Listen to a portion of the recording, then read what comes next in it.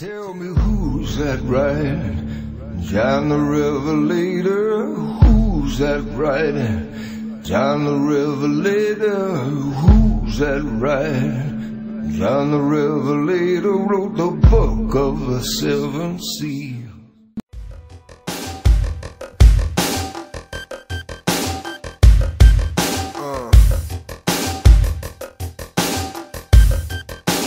Slapping your teeth, boy. Yeah.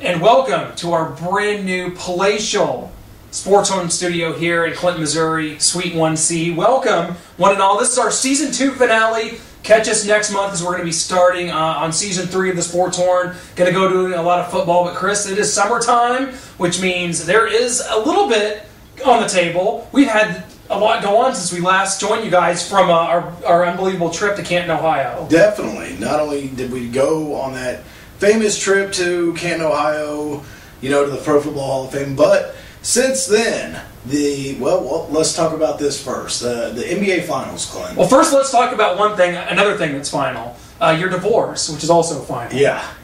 With bigger victory for you or LeBron James this summer? I feel pretty equal about it. When he was holding the trophy, it was like sort of when I was holding the papers. So, it's good righteous feeling. Behind me. Just feels good to be moved on. And so, are you buying or selling the fact that this is LeBron's only championship of his career, or is he destined for more with his Miami Heat? I think he's destined for more. I think the way that he's played here in this NBA Finals. Wow. I mean, we've seen him in the past, but this time around, it was impressive. It was, him and Dwayne Wade had such a chemistry. Chris Bosh, of Mario Chalmers. As much as I hate, may not like him because he's a Jayhawker, he played very well throughout the finals. Yeah, the Heat, they weathered the storm. The Boston Celtics had him down in the Eastern Conference Finals, but Heat came back. And then the Thunder win Game 1 of the NBA Finals, but the Heat come back and win the next 4. That is the mark of the true champion. Give it all up to King LeBron and the Miami Heat. But can I say one? The Oklahoma Thunder. The effort that was put forth by those guys this year, that starting 5 with Harden coming off the bench was one of the best basketball teams I've ever seen. Well, this is the team of the future. Yes. The Oklahoma City Thunder. I think so. I definitely think so. So I just wanted to put my 2 cents in on that because I was really proud of that. That's a young team. Very much so. That has a bright future ahead.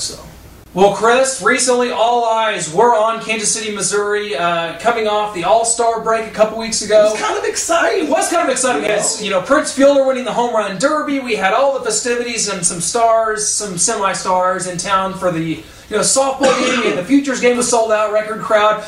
Tell me this. Give Kansas City a grade right now for how they handled these festivities. And how do you feel that they did in accommodating all this? I think the greatest thing about all this, Clint, was that being in the city of Kansas City, they A+. If that's the grade we're looking for, A+.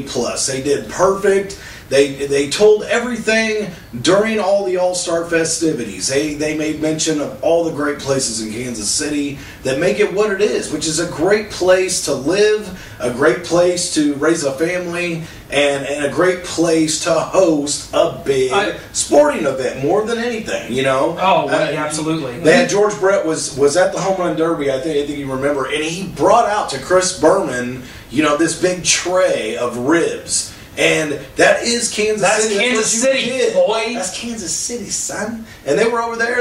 All the different All-Stars were eating on the tray. And George Brett started talking about, worlds of fun. He started talking about all the different great places in Kansas City. And I just think that, I think they did a great job. I think it proves that we can host a Super Bowl. Absolutely. I mean, Kansas City, guys, regardless of what national pundits are going to try to tell you, Kansas City is a good sports town. And another thing, Kansas City is actually in Missouri. We saw a lot of tweets during the All-Star game saying, Kansas City's in Missouri? Yeah, it is. Welcome to the party, I guess. Yeah, I know, everybody. right? But Kansas City did a wonderful job. Even they panned Arrowhead Stadium, and on the grass at Arrowhead, it even said "Welcome to Kansas City." They did it right. They did. George Brett was an amazing ambassador. He was. The game was a sleeper, but I mean the festivities and what it brings, like you mentioned, is what it's all about. The home run derby brought a lot of oohs and ahs from the crowd, and really, I think it was an A+ event as well. And couldn't have asked for more. Let me ask you this: what was your favorite moment from All-Star Weekend?